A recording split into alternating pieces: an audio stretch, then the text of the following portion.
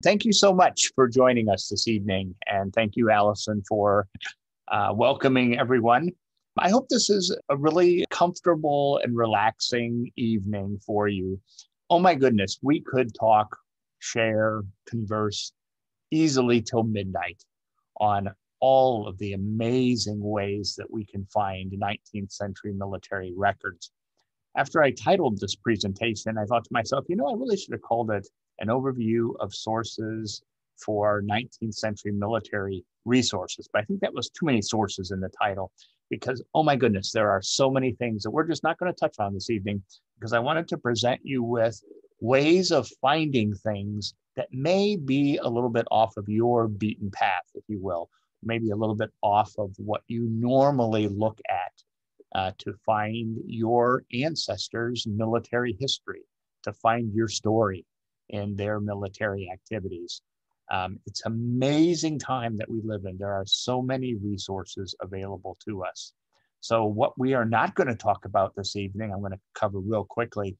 We know that newspapers have, since the first presses in this country, been the chroniclers of the life and times of a community. And we know every community rightfully is so proud of their veterans. So something to keep in your mind or scratch on a note paper, always use newspapers. No matter where your ancestor's from, the town where he mustered in from, the town where he mustered out, the town where he lived, the town where he died, the town where he's buried, all of those newspapers carry huge potential for you finding more information about your military ancestor. Another source we won't cover at all this evening is periodical literature. As some of you may know, our library does produce the periodical source index in partnership with Find My Past. So we do the indexing. There are tens of thousands of articles in periodicals, the journals, the newsletters, the quarterlies of societies all over North America that talk about our ancestors, that talk about our ancestors who served in the military. So we could spend easily an hour just on neat ways of finding military data in periodical literature. So we don't really have time to do that either because I do want to cover the four major conflicts. And we know that there are peacetime service in the 19th century and there are ways of finding records at the National Archives and at state archives for that. But I want to cover the four wars and again, just a real refresher on how we should look for military records and military information. Why do we as family historians care about military records? Well, I like to say that exclamation, every generation, the possibility. As I've mentioned probably numerous times on presentations that many of you have heard, from the colonial period in this country until today, every generation there exists a possibility that someone in our ancestral line served in the military. So just that fact alone makes us ask the question, how can we not look at military records? We have to do that. Military records are so very consequential in finding the story of our ancestors, in finding our story. They are that important, that meaningful, because literally every generation, the possibility exists that we had an ancestor who served or an ancestor who contributed to the war effort. And those are honored ancestors as well. When we think about military records and military conflicts of the 1800s, the 19th century, these are the four big engagements. The War of 1812, in many respects, it was the country's second Revolutionary War. Many European countries did not think this fledgling country of the United States would really survive after the Revolutionary War. And those folks who kind of helped us out during the Revolutionary War weren't so excited about us being a country. They just didn't like Great Britain. And that's pretty broad brush stroke over that piece of our country's history. But again, we could talk till midnight about all the intricacies of things that led up to the War of 1812. But the country's second revolution, and oh my goodness, a major project engaged in by the Federation of Genealogical Societies at the time, now part of the new NGS, were about 4/5 complete in scanning the pension files of the War of 1812 folks and putting those online forever for free. So really excited about that. We'll take a look at that in a moment. Second major engagement, the Mexican-American War. I might be stretching major a little bit compared to the war between the states, but it was a consequential engagement. So we're going to call it major. Didn't last that long, didn't engage, involve that many troops compared to the Civil War. But again, the Federation of Genealogical Societies completed a complete index to participants in that war. So FGS strikes again in helping family historians and genealogists do better in their research. The war between the states, an amazing team of people, almost in BC time, that would be before computer time, almost, but not quite, indexed 6.3 million plus participants in the war between the states, in the Civil War on both sides. And that index is available online for free. And it's a good jumping off point. It's kind of a neat site. And we'll take a look at that in a moment. And then the final big, again, broad brush speaking, engagement of the 19th century is the Spanish-American War. Again, everything pales to the war between the states. Many historians still claim, and I believe rightly so today, that more people per capita died in the Civil War, in the war between the states, than any other war that we have fought. And that's pretty amazing. And we've heard stories, and they're true, of brother fighting against brother, of families being torn apart because of that terrible war between the states. When we're thinking about military engagements, military conflicts in which our ancestors participated, or were trying to prove that they participated, we're looking for about 7 major types of records. And we should use everything at our disposal to find these 7 major types of records. Service records are simply that, records that prove someone served. And there's a number of different varieties of those. And I bet everyone in this program tonight has taken a look at a service record, as well as the second kind of record, the pension records. Pension records are golden because 2 things have to happen. Well, actually 3, kind of. One, it is a service record. So involved in pension records are proof of service. So the veteran had to prove that he served. And then the veteran had to prove that he qualified under whatever act of Congress he was applying under for that pension. Sometimes someone served, but they were applying under the wrong pension act. They didn't qualify under the Pension Act. Sometimes a few family historians, a few of us searching for our ancestors, can get thrown off the track, even if momentarily, by thinking, oh no, the pension was rejected. He must not have served. And to that I say, oh no, that doesn't mean that at all. It just means that his pension was rejected under whatever pension act he was applying.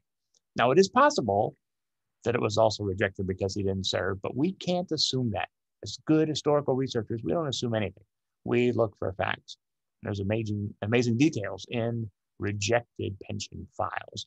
Third kind of record are the claims records, the people who served, or the people who supplied armaments and fed and sheltered armies and soldiers, and those whose property was damaged, ruined, destroyed, lost livelihood because of military activities. All those are types of claims. Military histories are oftentimes discounted as a good source because they're not a primary source record. They're a secondary source record. But what do we know about secondary sources? They are absolutely extraordinary and amazingly important in leading us to primary source records. So don't necessarily scoff at or turn kind of a foul eye toward military history because they're secondary sources. Use them to springboard into primary sources. Letters and diaries, oh my goodness, how wonderful is it to find the words of an ancestor during war times. It kind of reaches out and touches your heart and kind of makes some kind of intangible connection between you and that ancestor. Government documents, federal government's been involved in all kinds of things, including wars. So again, we can find amazing things. A week ago, last Tuesday, we had a presentation on government documents, and that should be on our website in a few weeks if you want to go back and refresh or catch that for the first time. Then, of course, my favorite category of records of any type, other things that don't neatly fit into all the categories that we just spoke about. So we're going to kind of take a little skip through 4 major um, military engagements during the 19th century and just explore quickly some of the ways of finding information that will lead us to these records, that will lead us to more of our ancestors' military story, if you will.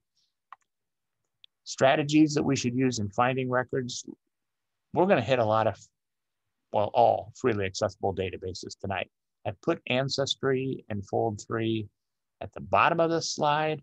They're sort of at the top of the sources on your handout in that section, just a little beneath the middle part of the handout. But I put them at the bottom here, so I'm just going to flip you a couple slides in a moment about them, and we're not going to play with them at all. We could have a session on each of those. Fold3, amazing site. Ancestry.com, you know, they're approaching 30 billion searchable records and images on Ancestry. Pretty amazing. We're not going to cover them tonight because many of you have been exposed to them, and we're going to cover these in future presentations, and we've covered Ancestry and Fold3 in previous presentations.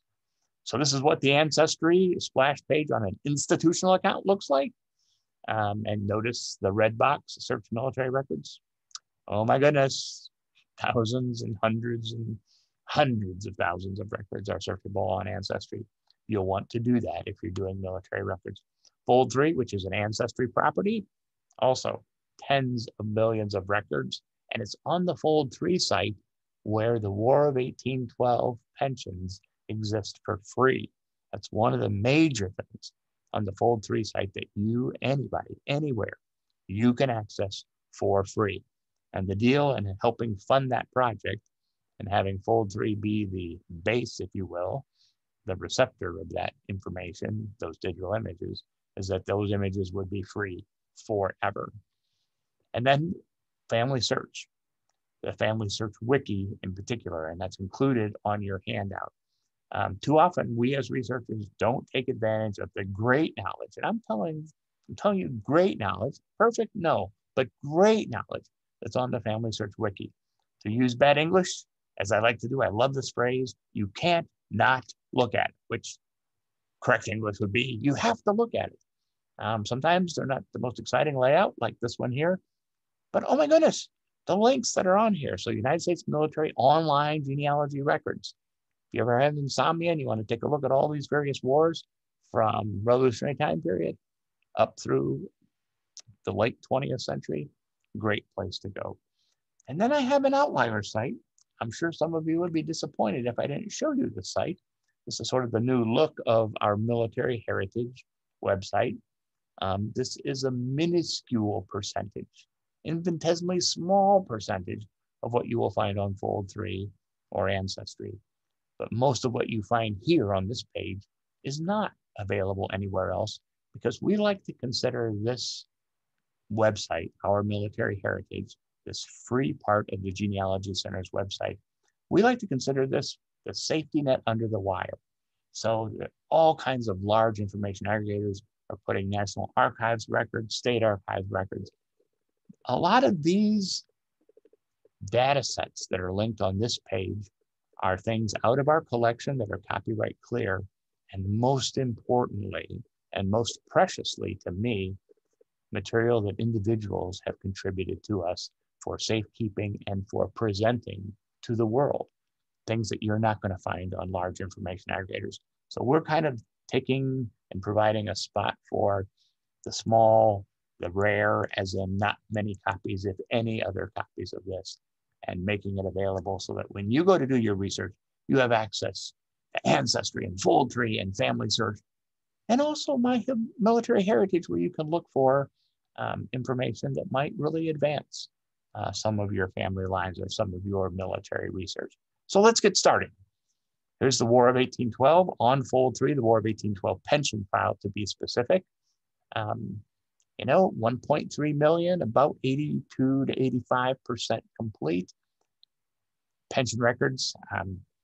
I know I'm kind of a military geek as far as that genre of records in our family history quest. I could read pension files just for fun. And I do read pension files just for fun. Okay, so I outed myself. I'm really a geek, but some pension files are amazing. Some are really short. Some have just a front page like this.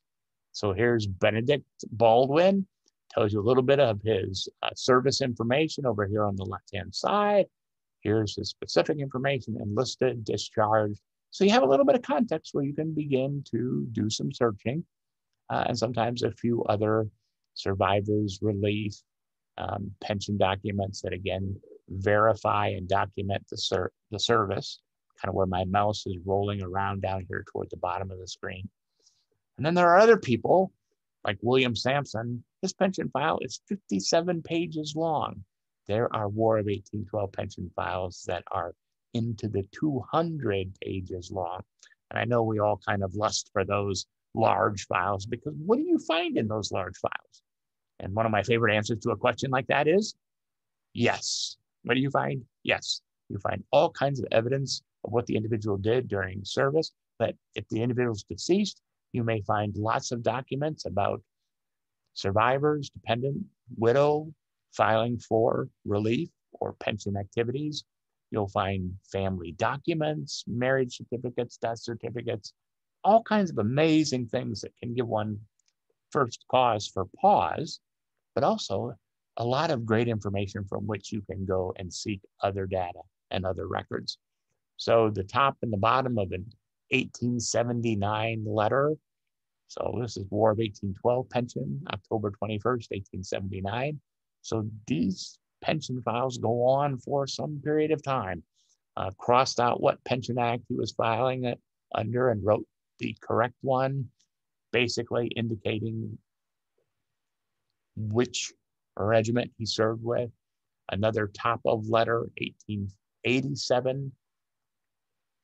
William Sampson tells you when he mustered into service, the county of Orange in Virginia, talks about a little bit of his service.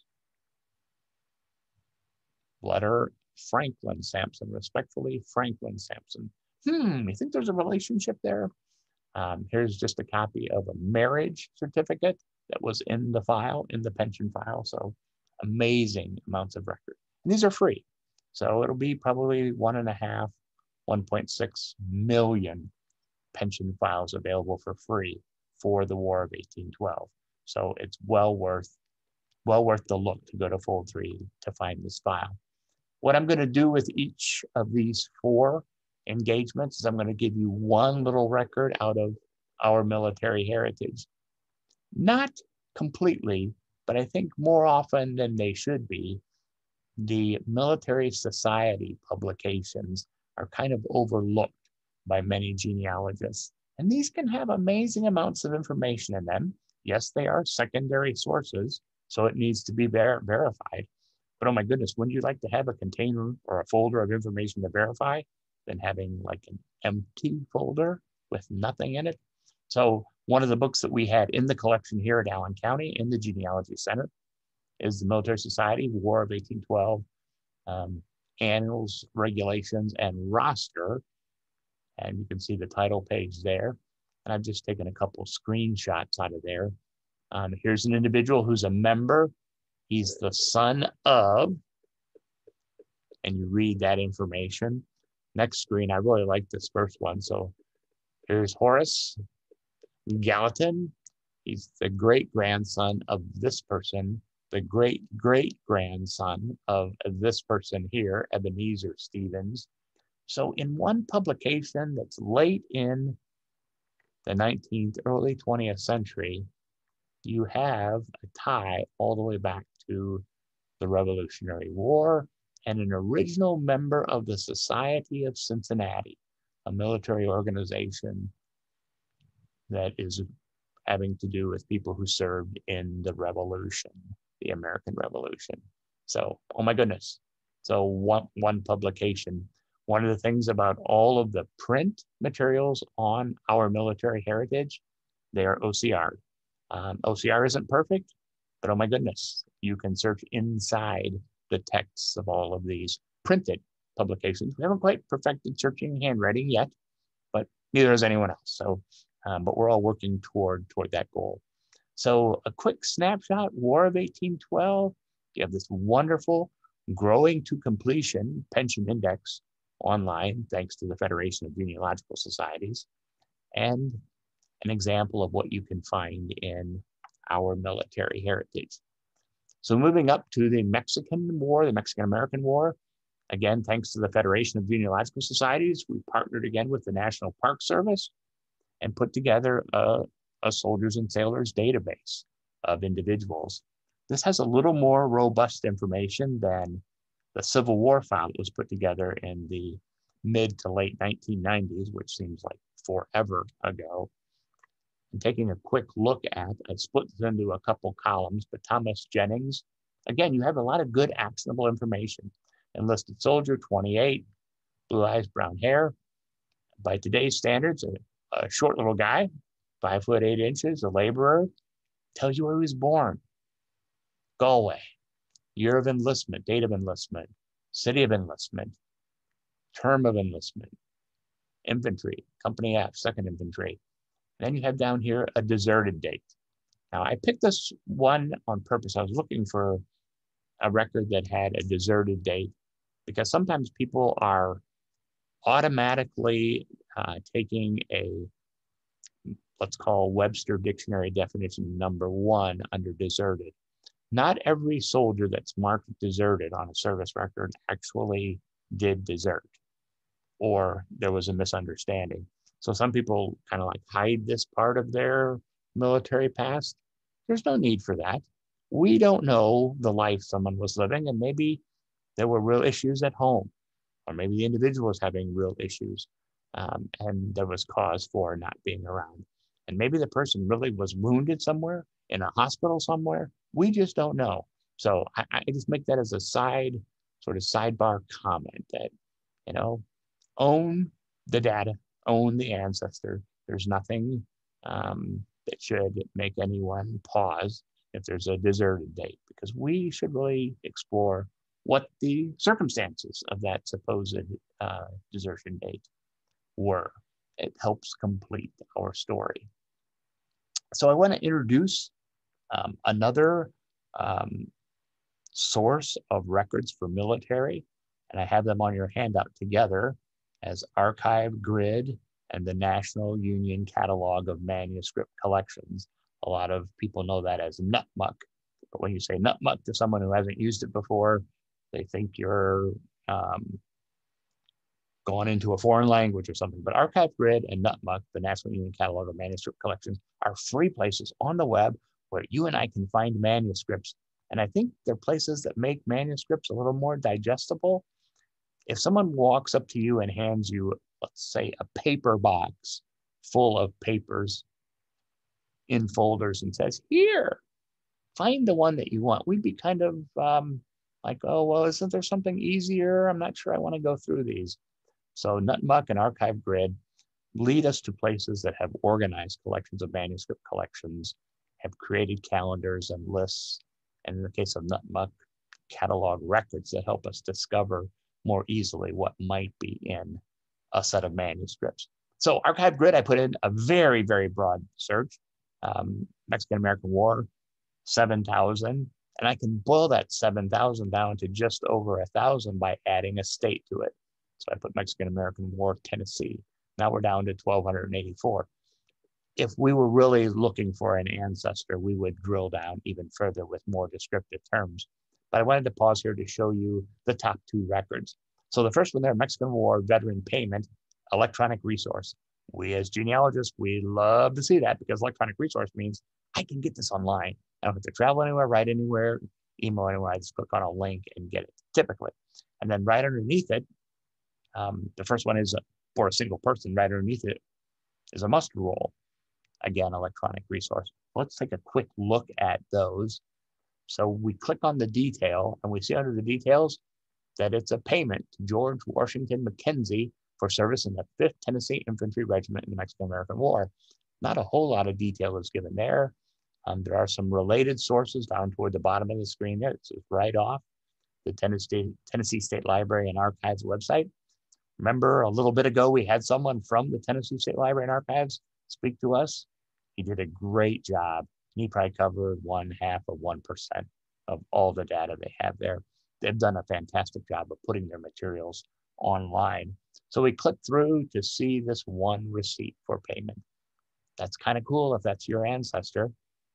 But if it's not your ancestor, you might be thinking, well, what else is in there for me? Well, these 6 pages, notice over here on the right, the content management system gives us as reviewers, as researchers, the ability to click on any one of these pages. We're on the first page. I know you can't read that, but I wanted to give a slide that showed you this full 6 pages of the muster roll, but also showed you down here at the bottom, although barely readable, that there is a description of this muster roll. So you're not searching without context. But the neat thing, as you know as well as I, about these wonderful online records, we can click on this arrow here in the yellow bar, and that would push all this over. And we can also click on this particular image and zoom in so we could see these names here. So 2 great resources amongst many at the Tennessee State Library and Archive. So Tennessee Virtual Archive, yay, what a great friend to those of us who are looking for military ancestors. I picked another one out of the Mexican War collection that was on the archive grid. These are family papers at University of North Carolina, Chapel Hill.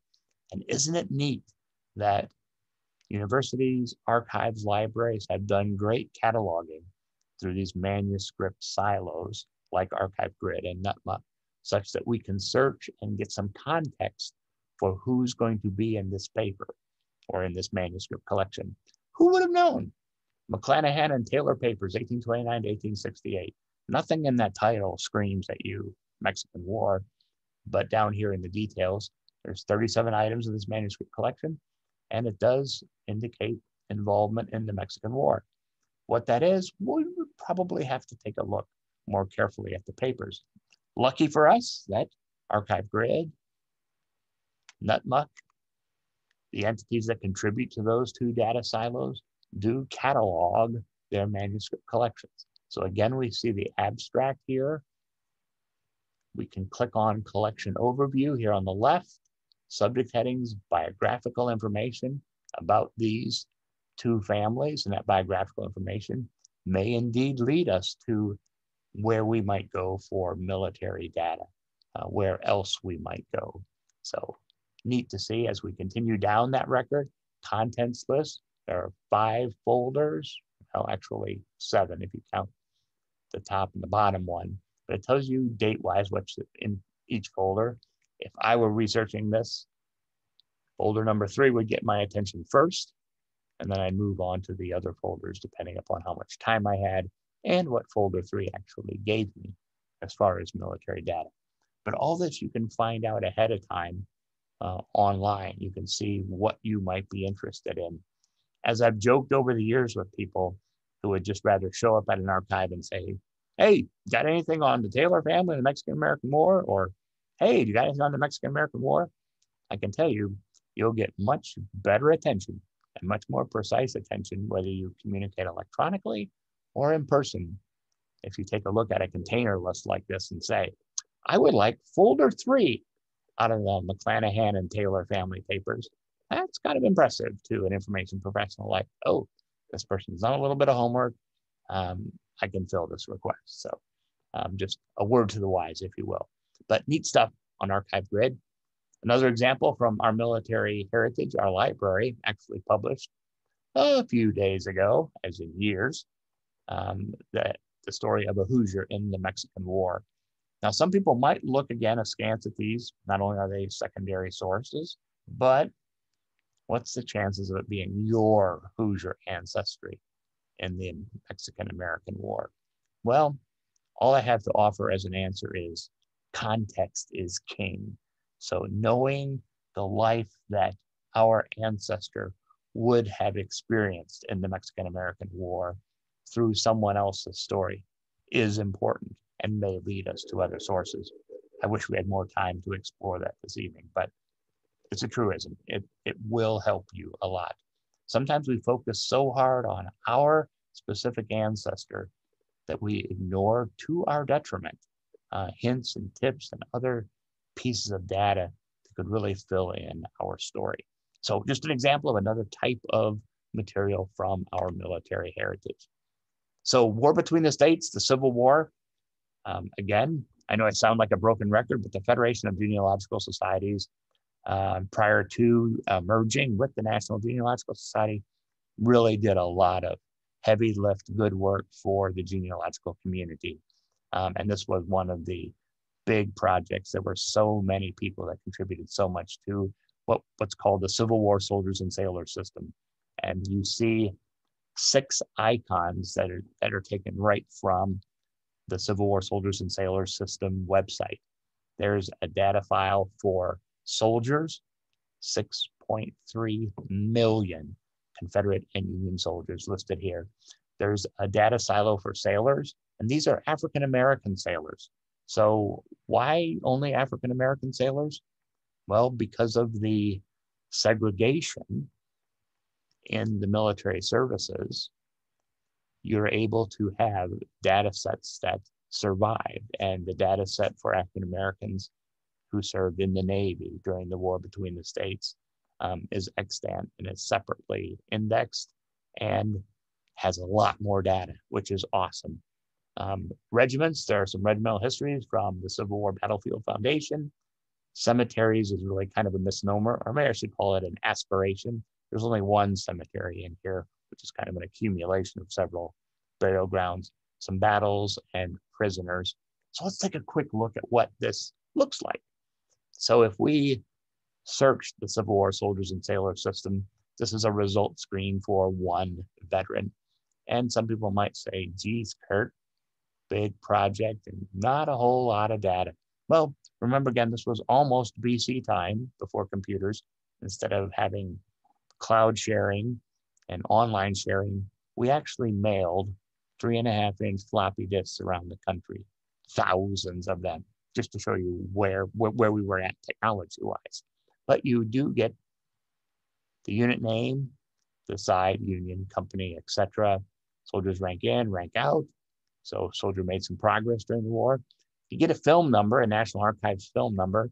Today, we just link it to an image, but again, this is early days of pre-digitization work.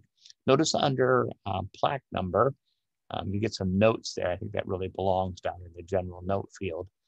Original filed under RW. Notice his name is Robert H. or Robert W. So a little bit of help in making sure that we find all the records. But notice that the battle name is a link. And so if we wanted to really find Robert's full story, Robert Ferguson's full story, we can click on that link. And I know it's barely readable on your screens, but every single regiment has a history linked to it. So anyone who served in the 11th Regiment has this history linked to it. Also notice in the service section, there are links: Shiloh, Corinth, Meriden, etc. Parker's Creek Roads, excuse me.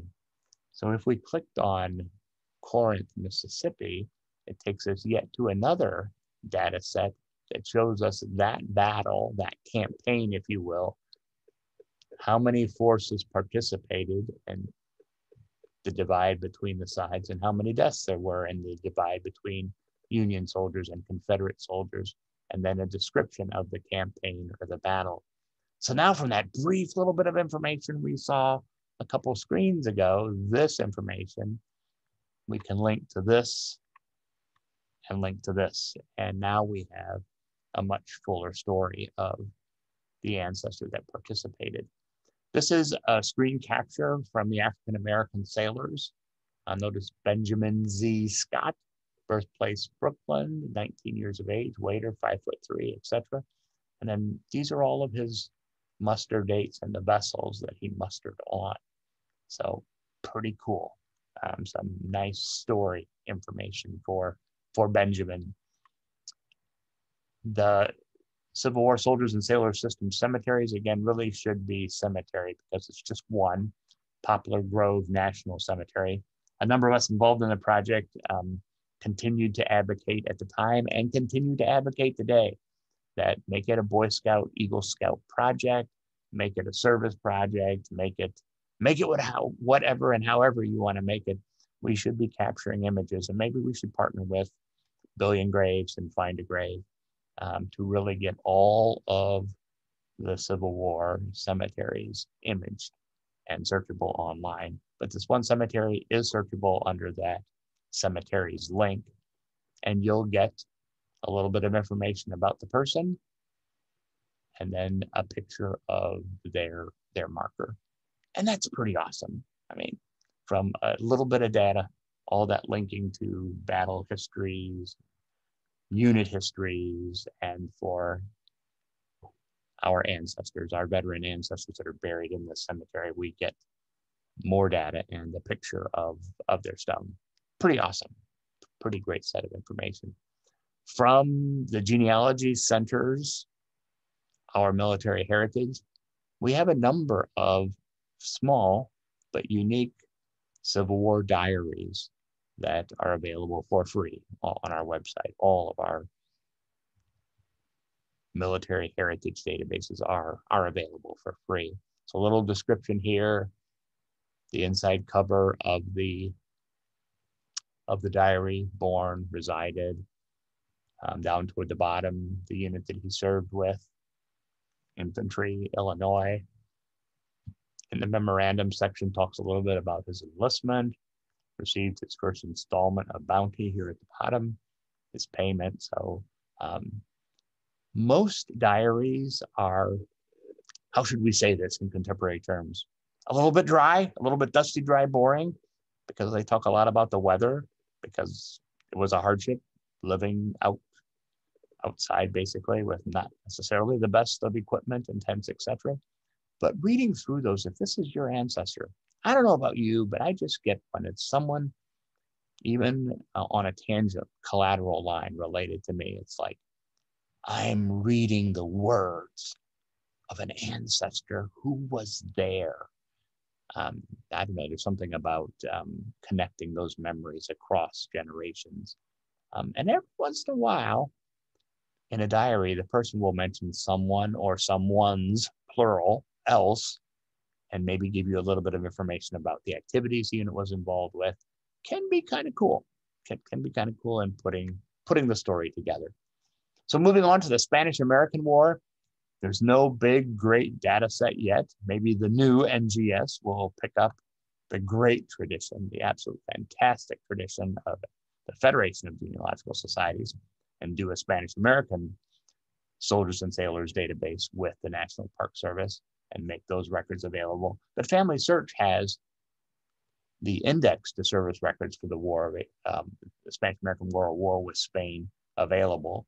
Notice over here on the right-hand side, you can view sort of a transcription of the service record, or you can click on the camera and see the actual service record itself.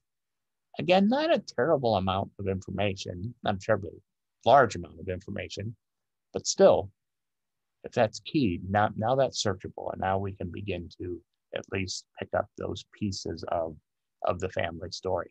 And this is easily accessible through the Family Search Wiki, looking under online military records for genealogy, going to the Spanish-American War section, and clicking on that. It's pretty neat. We're going to slide into NUTMUC, even though there's nothing on the screen that tells you that. This is the National Union Catalog of Manuscript Collections. And I nested a search, Mexican-American War, and I came up with an initial search result of 15, and this is the first 3. Every time you see a location link, and my mouse is kind of rolling around over that first one, or there's a red arrow next to the second one, that means a university, an archive, a library has done a robust job of cataloging this particular entity. So we're going to figuratively click on the second one, and it's not a lot of information, but it's Spanish-American War, West Virginia, 1st Infantry, Company E, the company enrollment book. And you're thinking, yes, I want to take a look at this enrollment book online. Well, the description's online, but the enrollment book itself is not. But you have actionable information, meaning you can write to them for it. So we can click on this citation up here to get a complete, accurate citation. And then we can engage the request service to see if there's any way we can get some details. Not that they're going to send a copy of the whole book to us, although during COVID time, you might be surprised what entities like our library and other archives and libraries all over the world are willing to do to try to help their customers out. So an example of using the National Union of Catalog of Manuscript Collections, NUTMUC, to get at where various records might be and a little description of those records. So using NUTMUC again, I clicked on another link. And again, I warned you that I'm pretty geeked about these encampment and these military societies that grow up out of a war. And so this is the United Spanish War Veterans Department of New York proceedings. Oh my goodness. Yeah, it's kind of a geeky little boys club kind of a book. But notice that it's all online. You can click on any one of these pages. So I click on illustrations just to see where some illustrations are, and there's a table of contents page, and you get some nice illustrations. If these are your ancestors, what a treasure that is. And then they go through these, what I call reports that crack a smile on your face, because they're very regimented. They're very strict. They're almost like they're a legislative or congressional body reporting on what they've done in their activities. But wouldn't it be nice to get our federal government today to report on what they've done in their activities? Kurt says in jest, but notice the report here. I installed the officers at the Manhattan Camp Number 1, Thomas H. Barber, Camp Number 3, Theodore Roosevelt, Camp Number 10, goes on this long list. He attended 6 meetings of the Board of Trustees of the Soldiers and Sailors Home at Bath, New York. Oh, so there's a Soldiers and Sailors Home at Bath, New York. I wonder how I can find those information or information about such organizations and institutions. So keeping a careful, critical eye as you're plowing through the reports, etc., pretty amazing. And they're pretty proud, as they should be, of what they're doing to help out veterans of that war. How precious are these kinds of publications? So a lot of this is discoverable through the National Union Catalog of Manuscript Collections. As you've heard me say in previous presentations, I would put these, or I shouldn't say these, I should say this. I will put this tool, NUTMUC, in the insomnia buster category, right? So if you're having trouble falling asleep, because this isn't like searching Ancestry, this isn't like searching Fold3 or Family Search. It's a little more strenuous, a little more clicking and reading and clicking and reading. So classify it as an insomnia buster. Some night when you have bad TV, bad drinks, no company, sit down and you can lose 2 hours easily looking through NUTMUC, taking time to play, what kind of search terms will get me the best results, using the Boolean operators of the advanced search. So Spanish-American War nested and put in a term. A veteran's name is our first temptation, but maybe a regiment, maybe a battle, some other descriptive term, and just see what comes up. A lot of interesting things. Wanted to also share a site that is on your handout, the Internet Archive. They have a wonderfully aggressive ambition of digitizing the whole world. And Kurt pauses here because they really mean that. They mean the whole world. Well, the slice of the whole world that is history, and particularly military history, is pretty amazing. You can sign up for free to have a, quote, virtual library card at the Internet Archive, at the Open Library, and then you can borrow books online. So these are in copyright books that they have scanned. You have to have a library card to borrow, and then we'll only lend out a limited number of copies of these at a time. And by lend out, it means not send them to you in the mail, but provide you with access to them virtually. I usually like to go for the older publications to begin with, and that's what I have pulled up here. This is a late 19th century history of the Spanish-American War. These are golden. These have amazing amounts of information. I've done just a couple screenshots, different transports, troops that were on board the transport, how many officers, how many enlisted men, maps of the various battles and where those battles took place. Again, great context if we had an ancestor or a potential ancestor in this particular engagement. Also at the Internet Archive, when I'm kind of searching around, exploring around for Spanish-American War excerpts from the Pensacola Daily Journal. So that someone has typed up decades ago excerpts from a Florida paper. And it's excerpts like this. New recruits, so a full list of those who have enlisted with Corporal Dickman for service in the war. They list them there, and then they give you the paper, June 30th, 1898, volume 1, number 27, page 3, column 3. Boom, we can go right to the paper if we want to. But what a neat thing to have freely available at our fingertips, this great, great resource. Showing you what's in our military heritage here at the Allen County Public Library. We do all kinds of wonderfully crazy things. So years ago, someone loaned us and then decided to donate to us this poster, very large poster of the 28 Light Battery Indiana Volunteers in the war with Spain. So we digitized the poster and we keyed all the names at the bottom. And here's the key. Why do we key it? So it would be easily discoverable in a search across the site. And we also zoned and linked to where the photograph in this large poster is. So you look at the large poster, you go find your name. We went with good old Harry here, Quartermaster Sergeant. We click on his photo, and there's Harry. Doesn't he look like a very stern Master Sergeant? Of course he does.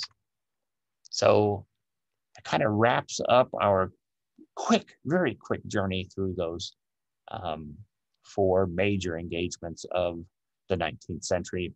I want to spend just a few moments looking at our military heritage, the part on the Genealogy Center website, where we do have those wars of the engagements of the 19th century, and really so many more, from colonial wars all the way up to Afghanistan and Iraqi wars. And we have something underneath each of those wars. 2 features of the site. We call it roll call. It's down here at the bottom right. And roll call just is a way that you can click on any surname here in this A to Z nav bar, and it will take you to that letter. And then they're in alphabetical order. So you scroll down very quickly to the individual that you're interested in, or seeing if the individual you're interested in is there.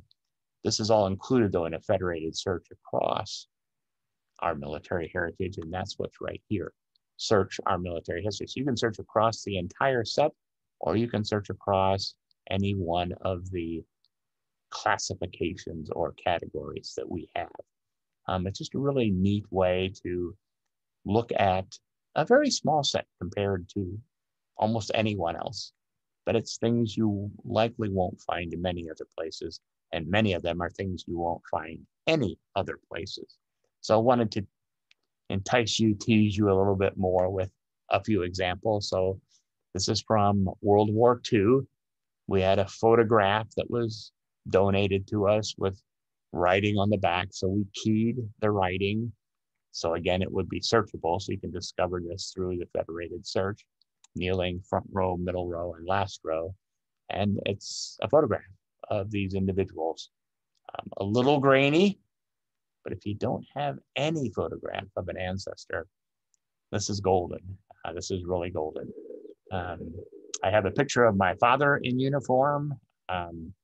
It's just, special to see his service represented in the military uniform that he was wearing.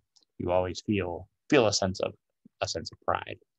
And last slide, I want to share with you, information slide, just to express my gratitude for all the people who have contributed to our military heritage. But literally yesterday on Veterans Day, a daughter of a gentleman who compiled this military history about his brother shared this with us. And just today, her dad said, sure, of course, you can post it on your website. So look for this in the very near future on our military heritage website.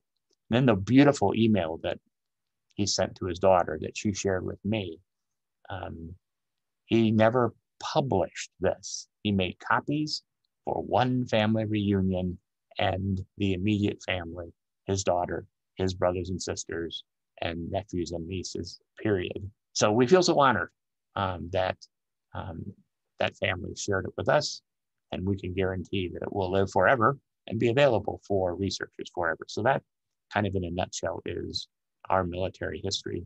And we welcome any contribution, anything you want to make sure is preserved and accessible for future generations of researchers. So that's my quick trip through the major 19th century military sources, military records, military history. Oh my goodness, as I said at the top of the hour, so very important in completing our stories. And I just want to leave you with this thought. Every generation a possibility. So exploring for military sources and records and resources is consequential to our research, to finding the whole story. And as the slide says, your story is our history. You finding and documenting and telling the story of your military ancestor. That's our history. And we're grateful for you doing that work and also for sharing that work. Take care.